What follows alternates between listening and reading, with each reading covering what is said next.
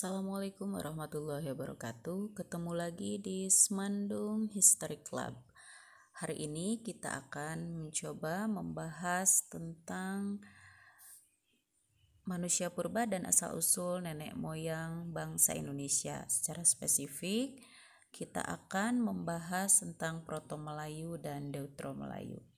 Sebelum kita bahas materi, silakan Anda perhatikan dulu gambar yang ada pada slide berikut. Nah, kalau kita lihat di sana ada 3 gambar yang memiliki ciri fisik yang berbeda. Yang pertama itu adalah orang Papua ya. Yang kemudian yang kedua itu adalah suku Dayak, dan yang gambar ketiga adalah orang dari suku Baduy. Nah, kenapa Ibu munculkan gambar ini? Karena kalau kita misalnya ditanya seperti ini, apa yang Anda bayangkan dengan orang Cina secara fisik ya? Pasti langsung yang terbayang adalah mata sipit, kulitnya kuning. Apa yang Anda bayangkan ketika ada kata orang Arab? Terbayang. Bagaimana orang Afrika? Terbayang.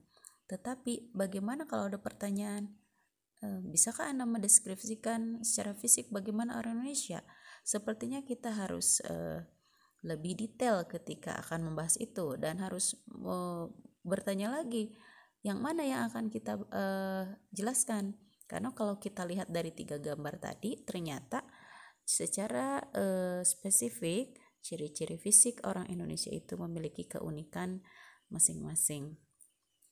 Nah, kenapa Ibu bawa ke sana dulu?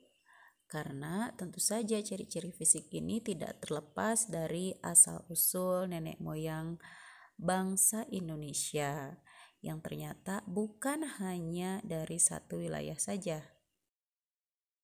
Baik, kita langsung masuk ke materi yang pertama. Coba Anda perhatikan slide yang di sana.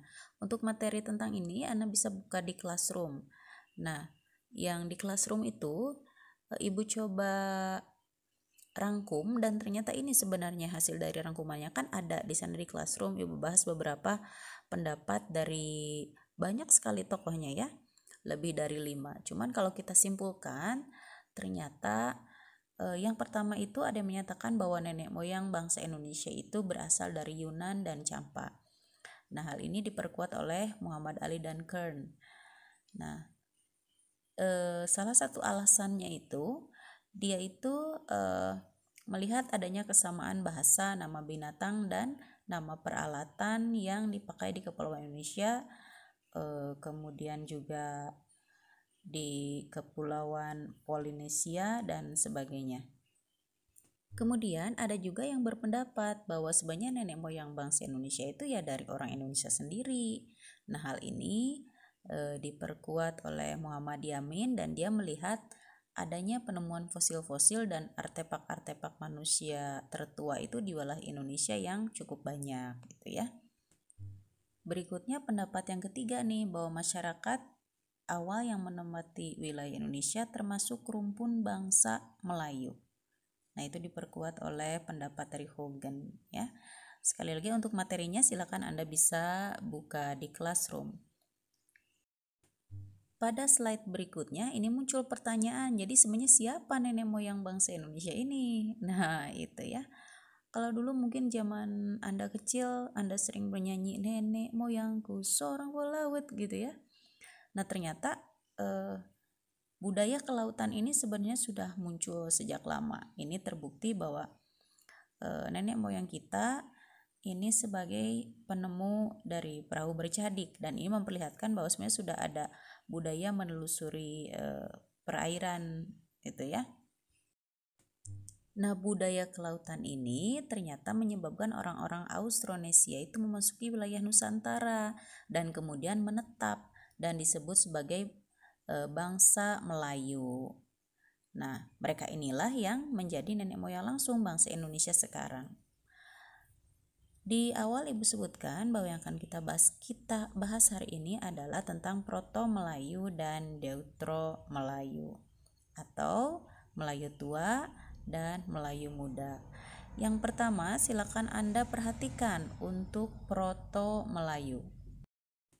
Yang terpenting dari Proto Melayu ini adalah bahwa bangsa Proto Melayu itu datang lebih awal, itu sudah jelas ya, dan dia memiliki kebudayaan yang lebih tinggi daripada manusia purba. Kebudayaan Melayu tua ini disebut dengan kebudayaan batu baru atau Neolitikum.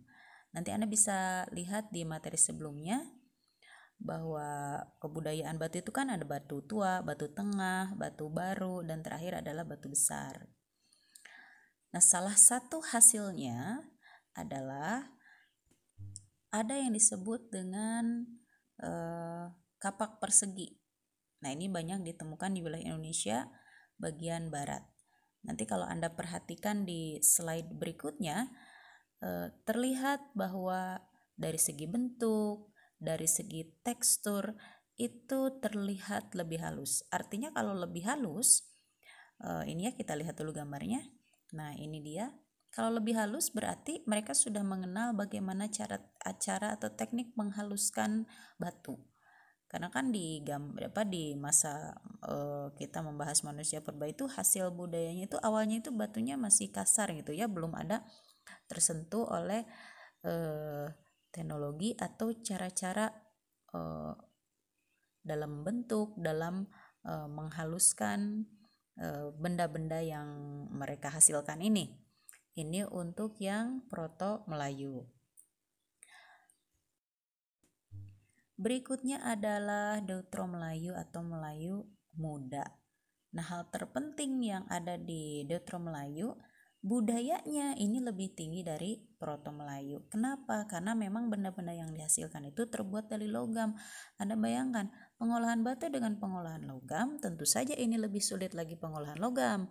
Karena kan bagaimana cara melebur, bagaimana cara membentuk, itu ya, itu tentu kebayangkan oleh Anda ya bagaimana perbedaannya, bagaimana tingkat kesulitannya. Semakin tingkat kesulitannya tinggi, tentu saja proses berpikirnya pun lebih tinggi.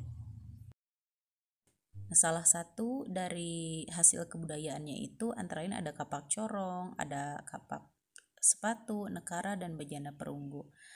Nah, contohnya kalau di Indonesia itu di antaranya ada suku Batak ya, Minang, Jawa, dan Bugis. Nah, ini contoh hasil dari kebudayaan bangsa Deutero Melayu. Nah, gambar yang pertama itu adalah kapak corong, yang kedua adalah nekara, dan yang ketiga bejana perunggu. Kalau kita perhatikan luar biasa ya, ini bagaimana proses pembentukannya. Bahkan yang di gambar kedua nekara itu sampai detail ke ada seolah-olah itu seperti relief ya, menggambarnya, dibuat gambar di besi atau di perunggu ini kan, di logam ini nggak mudah gitu ya, membentuknya, kemudian memberikan coraknya, ini tentu saja membutuhkan pemikiran dan teknik yang lebih dibanding dengan ketika harus mengolah hasil kebudayaan yang berasal dari batu. Nah, itu saja ya untuk pembahasan Proto Melayu dan Deutero Melayu. Semoga bisa difahami. Terima kasih atas segala perhatiannya. Assalamualaikum warahmatullahi wabarakatuh.